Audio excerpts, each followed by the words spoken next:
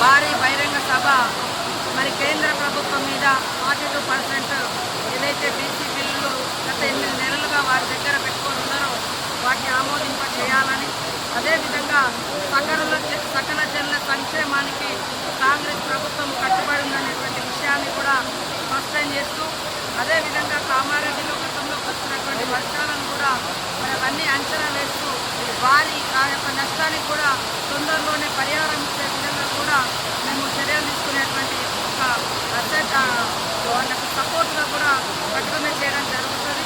కాబట్టి ఈరోజు రాష్ట్రంలో యూరియాకు సంబంధించింది కూడా రాష్ట్ర ప్రజలందరికీ తెలుసు, టీఆర్ఎస్ నాయకులకు తెలుసు, బీజేపీ నాయకులకు తెలుసు.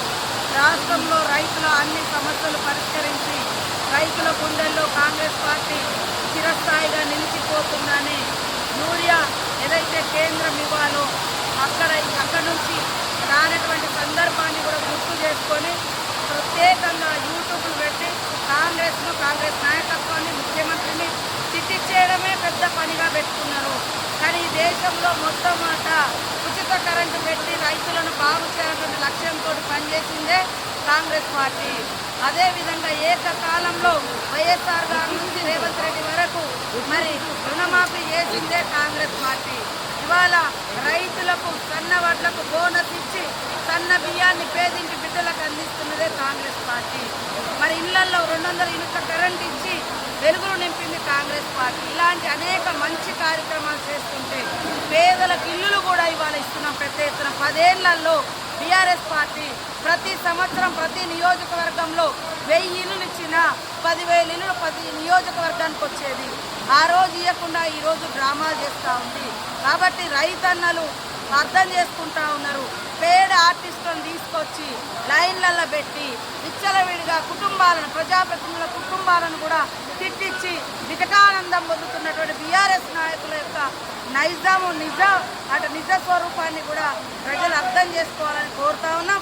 ప్రజల కోసం, రైతుల కోసం అప్పుడు ఇప్పుడు ఎప్పుడు కూడా చిత్తశుద్ధితోటి కాంగ్రెస్ పార్టీ పనిచేస్తుంది. చరిత్రలో కూడా రైతుల పక్షాన ఉన్నటువంటి చరిత్రనే కాంగ్రెస్ ఉన్నదనేటువంటి విషయాన్ని కూడా తెలియజేస్తూ ఉన్నాం.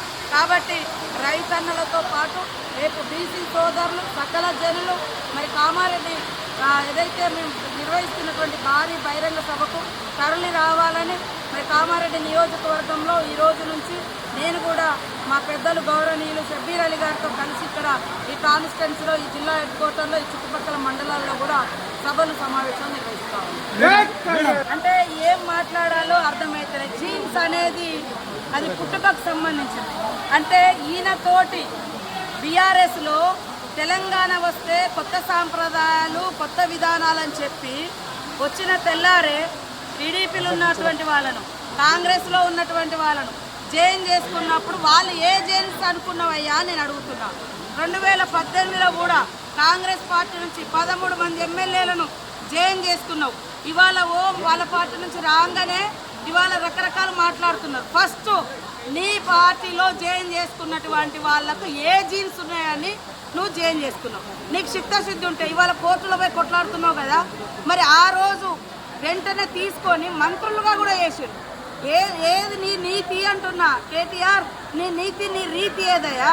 ఆ రోజు తలసాని శ్రీనివాస్ యాదవ్ను, సబితా ఇంద్రారెడ్డిని తీసుకొని ఎమ్మెల్యేలుగా తీసుకొని అదే గవర్నర్ దగ్గర తీసుకుపోయి అత్యంత నీచంగా, హేయంగా నువ్వు మంత్రి పదవులు కూడా ఇచ్చి రాజ్యాంగాన్ని ఉల్లంఘించిన నువ్వు ఇవాళ రాజ్యాంగ ధర్మాసనం కాడికి పోయేటువంటి అర్హత నీకుందా?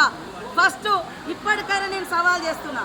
మా పార్టీలోకి వచ్చినటువంటి ఎమ్మెల్యేలు నువ్వు అంటున్నావు కదా, దానికి పునాదిగా నువ్వు కొత్త రాష్ట్రంలో మొత్తం 2014లో 2018లో ఎవరున్నా కూడా పాపం సర్పంచులున్నా, ఎంపీటీసీలున్నా, జెడ్పీటీసీలున్నా, ఎమ్మెల్యేలున్నా, ఎంపీలున్నా అందరినీ భయపెట్టి బలవంతం చేసి రకరకాలుగా తీసుకొని అలాంటి మార్పిళ్లకు శ్రీకారం కొత్త తెలంగాణ చుట్టింది నువ్వు. నీకు రాజ్యాంగం మీద గౌరవం ఉంది. ఇంట్లో పోయినంటే మరి నీ పార్టీలో ఉన్న ఒక్కరిని కూడా ఎందుకు నువ్వు రాజీనామా చేసి మళ్ళీ ఎలక్షన్కి రాలే? ఇవాళ డిమాండ్ చేస్తూ ఉన్నావు. అదే కాకుండా ఇప్పటికీ మీరు సవాల్ చేస్తున్నావు. మీ పార్టీలో ఇతర పార్టీ నుంచి వచ్చిన వాళ్ళు ఇప్పుడు కూడా గెలుచున్నారు, వాళ్ళని కూడా రాజీనామా చేయించు. ఆ రోజు మా పార్టీ నుంచి వచ్చిన వాళ్ళు సబితా ఇంద్రారెడ్డి కానీ, సుధీర్ రెడ్డి కానీ, లేకుంటే ఇతర టీడీపీ నుంచి వచ్చిన తలసాని శ్రీనివాస్ యాదవ్ కానీ, మళ్ళీ ఇప్పుడు ఎమ్మెల్యేలు ఉన్నారు కదా, ఆ రోజు వాళ్ళు రాజీనామా చేయకుండా మీ పార్టీలకు వచ్చారు కదా, మీ పార్టీలకు ఈరోజు రాజీనామా చేయించి అప్పుడు మా దాంట్లోకి వచ్చిన వాళ్ళు అడిగితే జనం హర్షిస్తారు. కానీ నీకో నీతి మందికో నీతి అనడం ఇది ఎవరు కూడా హర్షించరు.